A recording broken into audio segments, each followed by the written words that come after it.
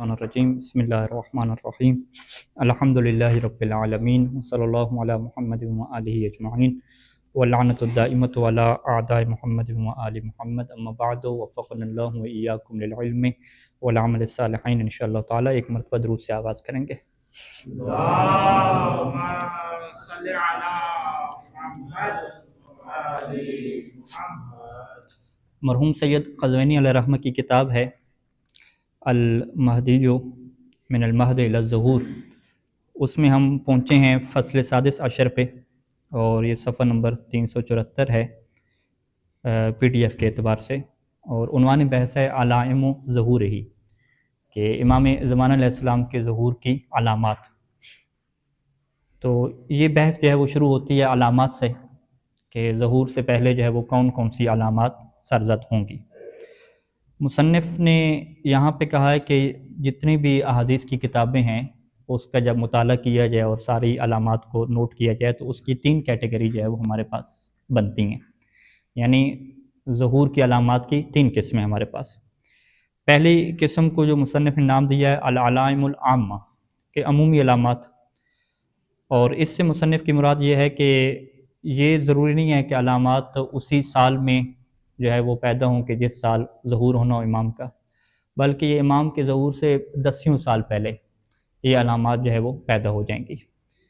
اور ان علامات میں کیا ہوگا کہ جو مسلمانوں کا معاشرہ ہے اور مسلمانوں کے علاوہ جو دیگر معاشرہ ہے اس کے اندر جو انحرافات ہوں گے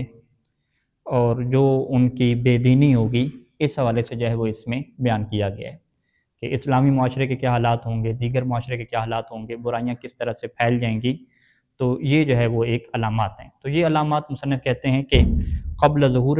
امام بعشرات السنین، کہ 10 سال پہلے، 20 سال، 30 سال، یہ اس سے پہلے کیا یہ معاشرے کے جو انحرافات ہیں دینی حوالے سے وہ سارے پیدا ہو چکے ہوں گے۔ تو یہ پہلی علامت ہے۔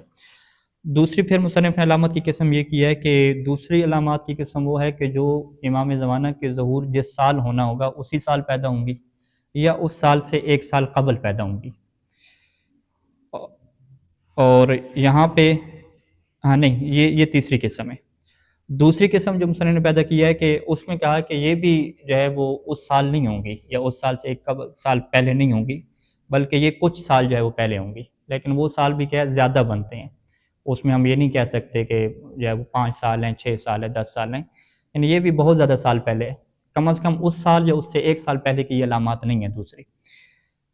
اور ان کو مصنف نے تعبیر کیا کہ آخری زمانے میں جو فتنے کھڑے ہو جائیں گے، الملاحم والفتن سے کیسے تعبیر کیا کہ آخری زمانے میں جو فتنے اور فساد ہوں گے یہ اس سے جو ہے وہ تعلق رکھتی ہیں۔ پھر جو تیسری قسم ہے نا وہ ان علامات کی ہے کہ جو ظہور کے سال پیدا ہوں گی یا ظہور کے 1 سال پہلے کیا پیدا ہوں گی۔ پھر یہ جو تیسری قسم ہے اس کی جو ہے وہ آگے کیا 2 قسمیں کی جاتی ہیں، کہ ایک کو جو ہے وہ نام دیا علائم غیر حتمی کا، غیر المحتومہ، اور ایک کو جو نام دیا علائم حتمی کا۔ تو غیر محتومہ کا کیا مطلب ہے کہ اس کا معنی مصنف یہ کرتے ہیں کہ وَمَا ذَلِكَ أَنَّهَا لَيْسَتْ قَطْعِيَّةً، کہ اس کا معنی یہ ہے کہ یہ علامتیں یقینی نہیں ہیں۔ فَيُمْكِنْ أَن تَقَعَ وَيُمْكِنْ أَن لَا تَقَعَ، کہ ممکن ہے کہ یہ علامتیں پیدا ہو جائیں اور ممکن ہے کہ یہ علامتیں پیدا نہ بھی ہوں، یعنی ہو سکتا ہے یہ علامتیں پیدا نہ بھی ہوں پھر بھی امام کا ظہور ہو جائے، ہو سکتا ہے کہ یہ پیدا ہو جائیں، لہذا ان کا ہونا اور نہ ہونا قطعی نہیں ہے، حتمی نہیں ہے۔ جبکہ اسی جو علامت کی قسم ہے کہ جو ظہور کے سال یا اس سے 1 سال پہلے پیدا ہوں گی، اس کی دوسری قسم کیا ہے؟ حتمی علامات کی ہے۔ حتمی علامات سے کیا مراد ہے کہ وَهِيَ قَطْعِيَّةُ الْوُقُوعِ لَا مَحَالَةَ، کہ جس نے ہمیشہ جو ہے وہ ہو کر رہنا ہے۔ ان علامتوں کے بارے میں ایسا نہیں ہے کہ یہ علامتیں نہ ہوں اور امام کا ظہور ہو جائے، یعنی یہ علامتیں امام کے ظہور سے پہلے ہو جائیں گی۔ اچھا، یہ ٹوٹل کیا 3 قسمیں ہوں گی۔ پہلی جو ہے وہ اسلامی معاشرے اور دیگر معاشرے میں جو انحرافات ہیں، دوسری جو ہے وہ جو فتنے اور آزمائشیں ہوں گی، اور تیسری جو ہے نا وہ جو اسی سال کے یا 1 سال پہلے کی علامات ہیں جو حتمی اور غیر حتمی کی طرف تقسیم ہوتی ہیں۔ اس کے بعد مصنف نے کہا کہ ایک اور مشکل روایات میں ہمیں یہ پیش آتی ہے کہ بعض علامتیں تو ایسی ہیں کہ ان کا معنی بڑا واضح اور ظاہر ہے، وہ جیسی آپ روایت پڑھیں گے اہل بیت علیہ السلام کی تو وہ علامت آپ کو سمجھ آ جاتی ہے، لیکن بعض علامتیں ایسے ہیں کہ جن کے اندر جو ہے وہ گہرائی پائی جاتی ہے اور وہ واضح نہیں ہیں، ان کے اندر کچھ اشارے ہیں، کچھ رموز ہیں، اور ان کے لیے پھر مصنف نے کہا کہ ہم سے جو کچھ پہلے والے لوگ ہیں علماء اور خود جو ہمارے زمانے کے لوگ ہیں، اور کہا کہ خصوصاً جو میرے زمانے کے لوگ ہیں، انہوں نے کیا کی ہے کہ ان احادیث کی تفسیر کی ہے، اور تفسیر بھی ظاہری بات ہے ان کی جو اپنی نظر ہے اور اپنی جو دقت ہے اور اپنا جو تجزیہ ہے انہوں نے وہ اس کے اوپر پیش کی ہے۔ اور اس کے بعد مصنف کہتے ہیں کہ یہ جو وہ تفسیر بیان کر رہے ہیں تو کیا میں بھی یہ احادیث نقل کر کے انہی کی طرح کی تفسیر بیان کروں گا؟ مصنف کہتے ہیں نہیں، میں جو ہے وہ اس طرح کی کوئی تفسیر بیان نہیں کروں گا۔ اس کی وجہ مصنف کیا بیان کرتے ہیں کہ جن علماء نے ان احادیث کی تفسیر بیان کی ہے جو واضح نہیں تھی، کلیئر نہیں تھی، رموز اور اشارے تھے، ان کے پاس بھی کوئی دلائل نہیں ہے ایسے کہ کوئی تاریخی دلائل ہوں، کوئی علمی دلائل ہوں، بس وہ ایک ظنی قسم کی باتیں، کوئی قطعی دلائل تو ان کے پاس ہے نہیں۔ تو مصنف پھر کہتے ہیں کہ فإننی لا اتجرأ، میں تو یہ جرأت نہیں کر سکتا کہ فی ان اتبعہم فی تلک التوجیہات، کہ ان توجیہات اور ان تشریح میں ان لوگوں کی اتباع کروں، بلکہ میں کیا کہتا ہوں کہ فاللہ ورسولہ واہل البیت اعلم بحقائق الامور، کہ اللہ کا رسول اور اہل بیت علیہ السلام، اہل بیت رسول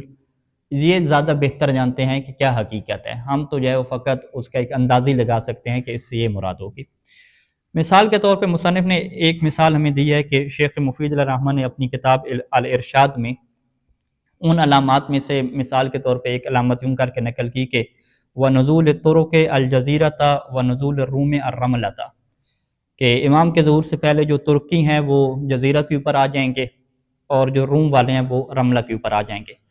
پھر مصنف نے کہا اب اس کی جو ہے وہ تفسیریں علماء کی طرف سے مختلف ہوتی ہیں، لیکن کہتے ہیں یہ بات واضح نہیں ہے، وہ جو تفسیر کر رہے ہیں اس سے کیا مراد ہے۔ مثال کے طور پہ ترک جو ہے وہ جزیرہ کے اوپر نازل ہوں گے، تو ترک سے کیا مراد ہے؟ کیا ترکیوں سے مراد جو ابھی لوگ جو ایران کے اندر ایک حصے میں رہ رہے ہیں وہ والے ہیں، یا عراق کے شمال میں بھی کچھ ترکی رہتے ہیں، کیا وہ مراد ہیں، یا خود جو ہے وہ ترکی کا ملک مراد ہے کہ ان کے لوگ جو ہیں وہ ہوں گے؟ تو اس ترک سے کیا مراد ہے، یعنی یہ واضح نہیں ہے۔ اب اس سے جو ہے وہ کسی کون سا ترک معین ہے، یہ روایت میں کیا معین نہیں کیا گیا، تو اس میں جو بھی اس ترک کی تفسیر کرے گا اس کے پاس کوئی دلائل نہیں ہے، قطعی دلائل۔ اسی طریقے سے آپ جزیرہ کے اوپر نازل ہوں گے تو جزیرہ سے مراد جزیرہ عرب بھی ہو سکتا ہے، جس کو روایات میں اور تاریخ میں جزیرہ عرب سے کہا جاتا ہے، یا اس جزیرہ سے کیا مراد ہے، یعنی ابھی جو جزیرہ مشہور ہو چکا ہے خراک کا جزیرہ، ٹھیک ہے، جہاں پہ امریکہ قبضہ کرنا چاہتا ہے، ہو سکتا ہے وہ ہو سکتا ہے، یعنی اس جزیرہ کی تفسیر بھی واضح نہیں ہے۔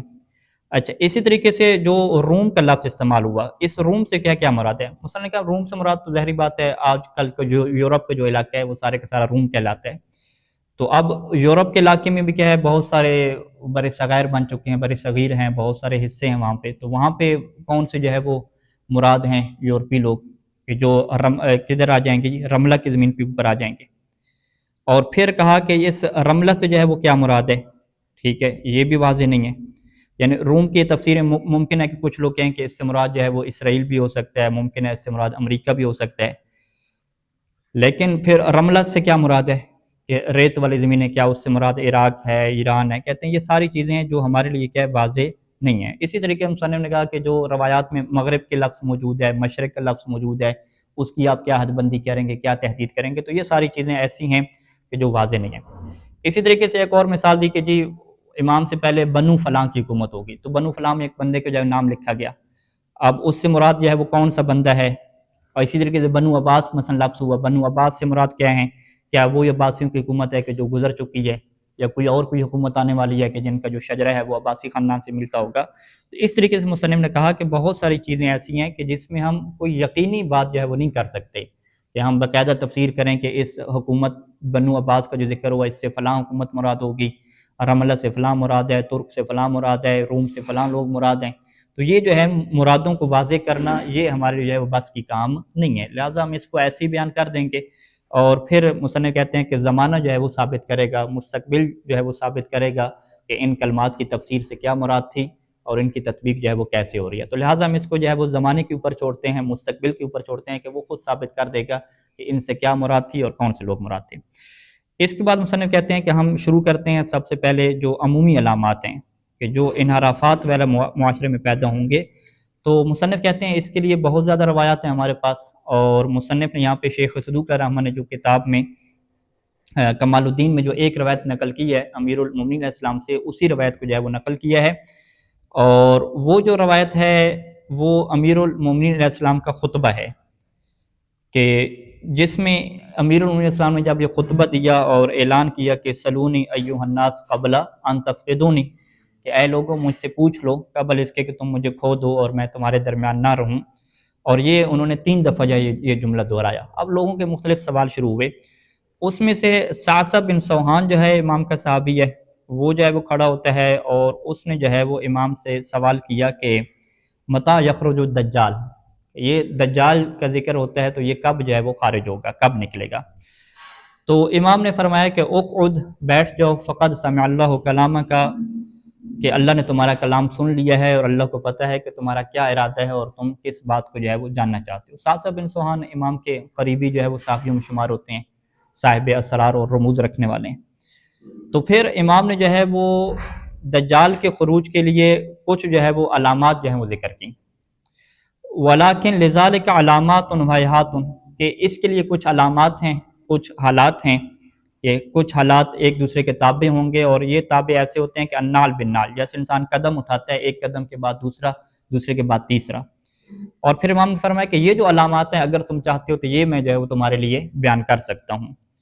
تو قال نعم یا امیر المومنین، تو سعصع نے کہا کہ ہاں آپ یہی علامات جو ہے وہ ہمارے لیے بیان کریں کہ آخری زمانے کی علامات جو ہیں وہ کیا ہوں گی۔ فقال علیہ السلام احفظ، تو امام نے پہلے یہ جملہ ارشاد فرمایا کہ احفظ، کہ تم ان علامتوں کو جو ہے وہ یاد کر لو۔ تو اس زمانے میں صحابیوں کے حافظے بھی بڑے اچھے ہیں، پرانے زمانے کے جو لوگ ہیں ان کے، کیونکہ ڈیپینڈ حفظ کے اوپر ان کا زیادہ ہوتا تھا، تو وہ پوری روایات جو ہے وہ صحابی یاد کر لیتے تھے۔ تو اب امام نے جو ہے وہ علامات جو ہے وہ بیان شروع کی۔ سب سے پہلی جو امام علیہ السلام نے علامت یہاں پہ بیان کی کہ اذا امات الناس الصلاۃ، کہ پہلی علامت یہ ہے کہ لوگ جو ہے وہ نماز کو مردہ کر دیں گے، یعنی نماز کی کوئی حیثیت ان کے ہاں نہیں ہوگی۔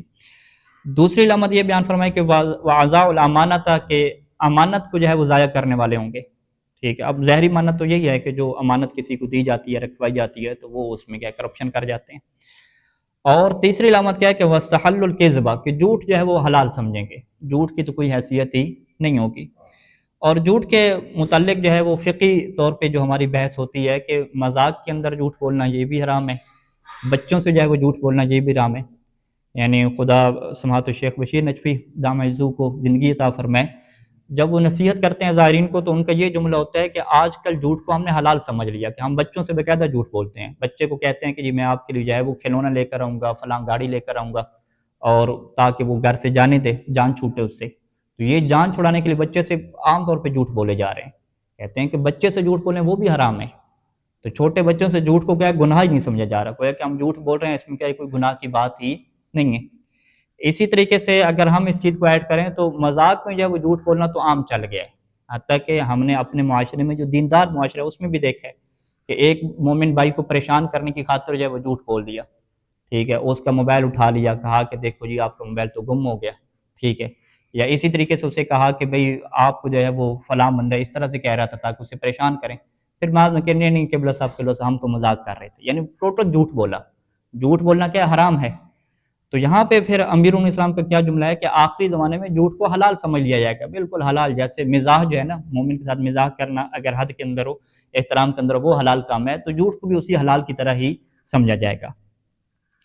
اور یہ واضح ہے کہ اگر پڑوسی کوئی چیز مانگنے آتے ہیں کہ لو صاحب میں وہ چیز چاہیے، نہیں ہے جی، ٹھیک ہے نہیں ہے، سیدھا کہہ دینا نہیں ہے، کیا مطلب جھوٹ بول رہے ہیں واضح طور پہ، ٹھیک ہے۔ آپ یہ کہیں کہ بھئی آپ کو ہم نہیں دیں گے، یہ جملہ نہیں کہیں گے، ٹھیک ہے، کیونکہ آپ کو نہیں دیں گے تو اس سے مشکل پیدا ہوتی ہے۔ اگر یہ کہہ دیں گے کہ نہیں ہے تو یہ جھوٹ ہو گیا، اگلے کو بھی پتہ ہے، اگلا بھی کہتا ہے بھی جھوٹ بول رہے ہیں، ٹھیک ہے، اسی واضح پتہ ہے۔ یعنی یہ اس طریقے سے واضح طور پہ جھوٹ بولے جاتے ہیں جان چھڑانے کی خاطر، اس کو جو ہے نا وہ پیچھے ہٹانے کی خاطر، بچوں سے ہو گئے، حتیٰ کہ جو ہمارے پاس سوالات موجود ہوتے ہیں بیوی سے جو ہے جھوٹ بولے جا رہے ہیں، ٹھیک ہے، جبکہ فقہاء کا فتویٰ ہے کہ بیوی سے بھی جھوٹ بولنا جائز نہیں ہے، سماعت و صحیح ثانی اور موجودہ مراجع بیوی سے بھی جھوٹ بولنے کی اجازت نہیں دیتے۔ اچھا، چوتھی جو چیز ہے اس میں کہ واکل الربا، کہ وہ جو ہے وہ سود کو جو ہے وہ کھائیں گے، سود کے حوالے سے تو واضح ہیں چیزیں۔ واخذ الرشا، اور رشوت لینا شروع ہو جائے گا۔ وباع الدین بالدنیا، دین کو جو ہے وہ دنیا کے بدلے میں جو ہے وہ بیچا جائے گا۔ واستعمل السفہاء، اور جو پاگل لوگ ہوں گے ان کو جو ہے وہ بڑا جو ہے وہ کام اور ذمہ داریاں دی جائیں گی، جو سفیہ ہوں گے، سفیہ کو جو ہے وہ بڑی بڑی ذمہ داریاں دے دی جائیں گی، بڑا بنا دیا جائے گا۔ وقاطع الارحام، اور رشتہ داروں سے تعلقات کیا توڑ دیے جائیں گے۔ وتبع الاہواء، اور خواہشات کی پیروی کی جائے گی۔ واستخف بالدماء، اور جو ہے وہ خون بہانا جو ہے وہ بڑا آسان ہو جائے گا، اس کی کیا کوئی ویلیو نہیں ہوگی، بندے جو ہے وہ کئی کی مار دیے جائیں گے۔ وکان الحلم ضعفا، اور یہ جو حلم اور صبر ہے اس کو کمزوری سمجھا جائے گا، حالانکہ علم کے ساتھ جو حلم ہے صبر کرنا، کوئی کسی کو بات غصے سے کہہ دیتا ہے تو وہ آگے سے صبر کر جائے، اسے جواب نہ دے، تو جو صبر کرے گا بجائے اس کے کہ اس کو اچھے الفاظ سے یاد کیا جائے کہ بھئی قبلہ صاحب میں بڑا حلم ہے، ٹھیک ہے، اسے کیا کہا جائے گا کہ اس کو تو جو ہے وہ پتہ ہی نہیں ہے کیسے جواب دیا جاتا ہے، ٹھیک ہے، آگے 4 جملے جو ہے وہ صحیح کر کے ٹائٹ کر کے سنائے، اگلے کو پتہ لگ جائے، یعنی حلم کو جو ہے وہ کیا سمجھا جائے گا، ضعفاً، کمزوری سمجھا جائے گا، وظلم فخراً، اور جو ظلم اور زیادتی کسی کے ساتھ کرے گا تو اس کو فخر جو ہے وہ سمجھا جائے گا، وکان العمراء فجرتاً، اور لوگوں کے جو امیر اور بڑے سربراہ ہوں گے وہ فاجر لوگ ہوں گے، والوزراء ظلما، اور جو ان کے وزیر ہوں گے وہ ظالم ہوں گے، والعرفاء خونہ، اور جو عرفاء ہوں گے وہ خیانت کرنے والے ہوں گے۔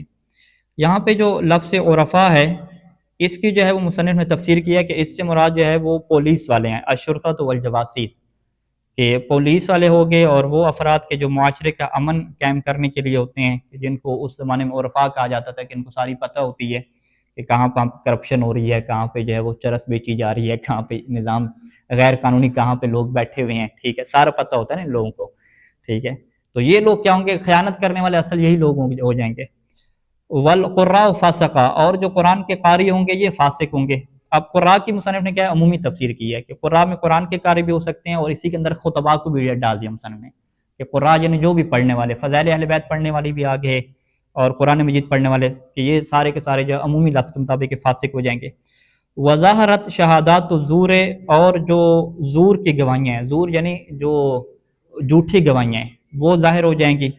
وَاسْتُعْلِنَ الْفُجُورُ وَقَوْلُ الْبُہْتَانُ، اور جو فجور ہے، فسق ہے، اس کا باقاعدہ اعلان کیا جائے گا، یعنی لوگوں کو سامنے جو ہے وہ کہا جائے گا کہ ہم یہ برائی کرنا چاہ رہے ہیں۔ اور اسی طریقے سے بہتان، جو کسی کے اوپر بہتان لگانا ہے، اس کا جو ہے وہ واضح طور پہ اعلان کر دیا جائے گا۔ والاسم والطغیان، اور گناہ کا اور جو سرکشی ہے، اسلام کے احکام کو جو ہے وہ بغاوت کر دینا، اس کا جو ہے واضح طور پہ اعلان ہوگا، کوئی چھپ کے جو ہے وہ برائی نہیں ہوگی، جیسا کہ ابھی آپ معاشروں میں دیکھتے ہیں، خصوصاً ماہ رمضان میں، کہ پوری جو ہیں وہ گلیوں میں نوجوان کیا کھا پی ہوتے ہیں، جو کہ واضح طور پہ حرام کام ہے، کہ سر عام جو ہے وہ کھا پی نہیں سکتے۔ اس کے بعد جو ہے وہ امام نے فرمایا کہ وحولیت المصائب، جو قرآن مجید ہوں گے ان کو بڑا جو ہے وہ آراستہ کیا جائے گا، یعنی پرانے زمانے میں جو مصحف اور کتابیں ہوتی تھیں، قرآن کی کتاب ہے، اس کو بھی عام کتابوں کی طرح رکھا جاتا تھا، لیکن کہا کہ آخری زمانے کے جو قرآن ہے انہیں زینت و آرائش کے ساتھ جو ہے وہ بنایا جائے گا۔ اور وزخرفت المساجد، اور مساجد کے اندر بھی کیا ہے سجاوٹ کی جائے گی، اس کو بھی جو ہے اس طریقے سے بنایا جائے گا۔ وہ طولت المنارات، اور مساجد کے جو مینارے ہیں وہ لمبے سے لمبے بنائے جائیں گے۔ وہ اکرم الاشرار، اور جو برے لوگ ہوں گے ان کا جو ہے پروٹوکول ہوگا، ان کو جو ہے وہ احترام دیا جائے گا۔ وزحمت صفوف، اور اس احترام میں یا باقی چیزوں میں صفیں بڑی لگ جائیں گی اور لوگوں کا رش ہو جائے گا، یعنی باقاعدہ ان کی صفیں کیا ہیں، ان میں ازدحام ہوگا۔ واختلفت الاہواء، لوگوں کی خواہشات مختلف طرح کی ہو جائیں گی۔ ونقضت العہود، جو وعدے کیے جائیں گے ان کو پورا نہیں کیا جائے گا، توڑا جائے گا۔ واقتربت الموعود، اور موعود کیا قریب آ جائے گا۔ وشارک النساء ازواجہن فی التجارت حرصا علی الدنیا، یہاں پہ امیر الاسلام کی یہ جو جملہ ہے کہ خواتین جو ہیں وہ اپنے شوہروں کے ساتھ شریک ہوں گی بزنس میں، کیوں شریک ہوں گی، حرصا علی الدنیا، یعنی دنیا کا حرص کیا ہے زیادہ ہو جائے گا، لالچ زیادہ ہو جائے گی، یعنی اب خاتون کی ذمہ داری کیا ہے، گھر پہ بیٹھنا ہے اور تربیت کرنا ہے بچوں کی، اور شوہر کے لیے دیکھ بھال کرنا ہے۔ تو یہاں پہ ایسا نہیں کہ خواتین اور مرد دونوں جو ہیں وہ کما رہے ہوں گے، اور دونوں کمانا اس وجہ سے ہے کہ وہ دنیا کو زیادہ حاصل کرنا چاہتے ہیں، تھوڑی دنیا پہ اکتفا نہیں کرنا چاہتے۔ وعلت اصوات الفساق واستمع منہم، اور جو فساق کی آوازیں ہیں وہ بلند ہوں گی، اور باقاعدہ جو ہے وہ فاسق لوگوں کو جو ہے وہ غور سے سنا جائے گا، جو دیندار لوگ ہیں ان کو غور سے سنی نہیں جائے گا۔ وَكَانَ زَعِيمُ الْقَوْمِ أَرْذَلُهُمْ، اور جو قوم کا سردار ہے وہ ہوگا کہ جو ارذلہم، سب سے گھٹیا انسان ہوگا، جو اس قوم میں سے سب سے گھٹیا انسان نے گیا گزرا، وہ قوم کا کیا بن جائے گا، بڑا سردار بنا ہوا ہوگا۔ وَاتَّقِيَ الْفَاجِرُ مَخَافَةَ الشَّرِّ، اور جو فاسق اور فاجر لوگ ہوں گے ان سے جو ہے بچا جائے گا، کیوں بچا جائے گا، اس کے شر سے جو ہے بچتے ہوئے، اس کے شر کہیں یہ نقصان نہ پہنچا دے۔ وَصُدِّقَ الْكَاذِبُ، جو بندہ جھوٹ بولنے والا ہوگا سارے اس کو کہیں گے کہ یہ اوکے ہے، ابھی یہ بندہ کیا ہے سچ بول رہا ہے، ٹھیک ہے۔ وہ ابھی ہمارے سامنے تو ٹرمپ کی مثالیں واضح ہیں نا، ٹھیک ہے، اتنے جھوٹ بولتا ہے اور سارے اس کی تصدیق کر رہے ہوتے ہیں، جب یہ بولے گا تو یہ کیا ٹھیک بات کہے گا۔ ادھر جو ہے وہ نیوز جو ہے وہ صحیح دینے والے لوگ ہیں ان کی نہیں سنی جا رہی، جو جھوٹی روایات جو یورپ کی طرف سے آ رہی ہیں ان کی فوراً کیا تصدیق کی جا رہی ہے، صدق الکاذب، ان کاذب کی تصدیق ہو رہی ہے۔ وَتُؤْمِنُ الْخَائِنُ، اور جو خیانت کار ہے اس کو جو ہے وہ امین بنایا جائے گا، ہے خائن،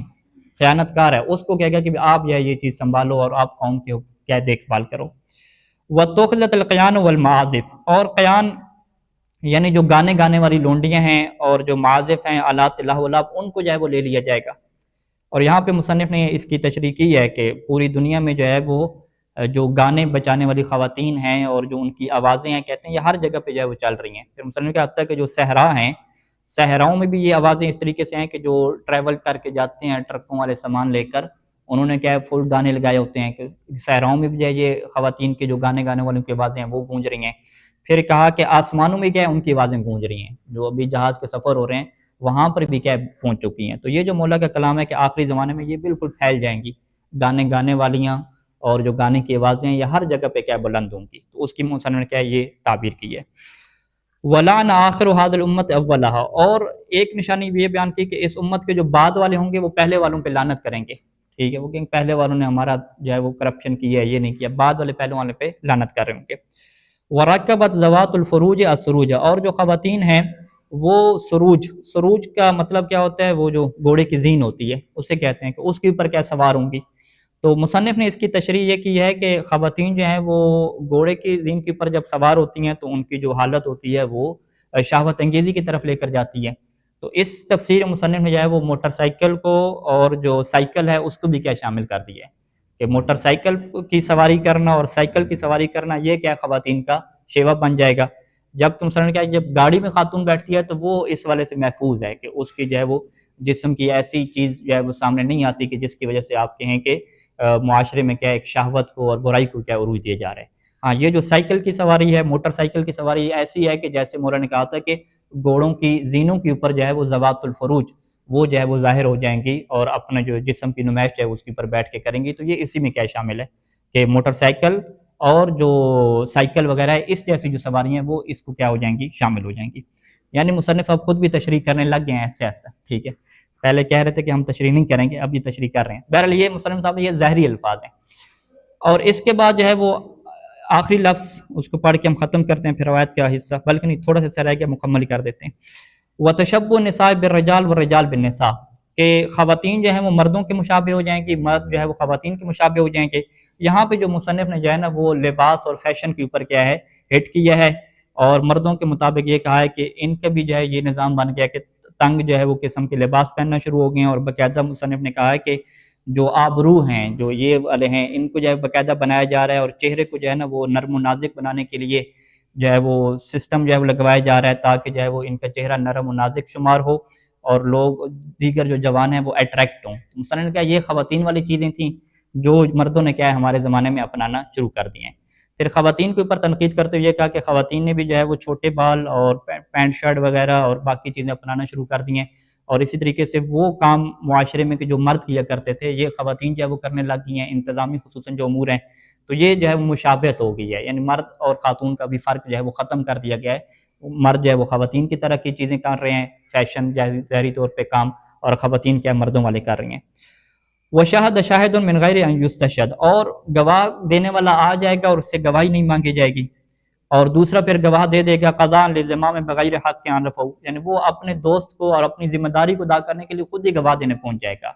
بغیر حق کے عرفہ، اسے پتہ نہیں ہے کہ حق کدھر ہے، بس اسے یہ پتہ چلا کہ میرا دوست ہے اس کے اوپر کیس ہے، گواہی دینی ہے تو خود ہی کیا گواہی دینے پہنچ جائے گا، جیسے خون دینے کیا بندے پہنچ جاتے ہیں، ٹھیک ہے۔ تو یہ جو ہے وہ گواہی دینا اپنے جو ہے وہ دوستوں کے لیے، خاندان کے لیے یوں چل جائے گا، یعنی پتہ نہیں ہے کہ حق کیا ہے، بس گواہی دینے کیا پہنچ جائیں گے۔ وَتَفَقَّى لِغَيْرِ دِينِ، اور لوگ جو ہے وہ دین کی خاطر نہیں دین حاصل کریں گے، یعنی دین کا علم لوگ حاصل کریں گے لیکن وہ دین کے لیے نہیں ہوگا، وہ دنیا کی خاطر ہوگا۔ مثلا نے اس کی مثال دی کہ وہ قاضی بننے کی خاطر، جج بننے کی خاطر، اس لیے جو ہے وہ لوگ دین کا علم حاصل کرنا شروع کر دیں گے، ورنہ خود دین کے لیے نہیں کریں گے، قربت اللہ کیا نہیں ہوگا، دنیا کمانے کے لیے ہوگا۔ وَآثِرُ عَمَلَ الدُّنْيَا عَلَى الْآخِرَةِ، اور دنیا کے جو کام ہیں ان کو ترجیح دے دیں گے آخرت کے کاموں کے اوپر۔ وَلَبِسُ جُلُودَ الظَّأْنِ عَلَى قُلُوبِ الذِّئَابِ، دل ان کے بیڑیوں والے ہوں گے لیکن اس کے اوپر جو کوٹ وغیرہ اور جو چمڑے وغیرہ پہنیں گے وہ بیڑ کے جائے چمڑے ہوں گے، یعنی حلال جانوروں کے چمڑوں سے چیزیں پہنی ہوئی پہن رہے ہوں گے لیکن دل جو ہے وہ ان کے بیڑیوں والے ہوں گے۔ وَقُلُوبُهُمْ أَنْتَ مِنَ الْجِيفِ، اور ان کے اگر دلوں کو دیکھا جائے تو امیر نے کیا فرمایا کہ ان کے دل جو ہے وہ مردے سے بھی زیادہ کیا بدبودار ہیں۔ وَأَمَرُّ مِنَ الصَّبْرِ، اور جو صبر جو ایک پودا ہے کڑوا، اس سے بھی کیا زیادہ کڑوے ان کے دل ہیں۔ فعند ذلك الوحا الوحا ثم العجل العجل، یعنی اس وقت پھر کیا ہے یہ صدائیں بلند ہوں کہ جلدی ہیں اور جلدی ظہور ہو اور جلدی ظہور ہو الی آخر حدیث موجود کا. اس کے علاوہ بھی کیا ہے حدیث کا جو ہے وہ آخری حصہ موجود ہے. تو یہ ایک حدیث جو ہے وہ مصنف نے اکتفا کی اسی کے اوپر کہ اس کے بعد پھر جو ہے وہ مصنف دیگر جو ہے وہ علامات کی طرف بڑھیں گے. وصلی اللہ علی محمد و آلہ اجمعین.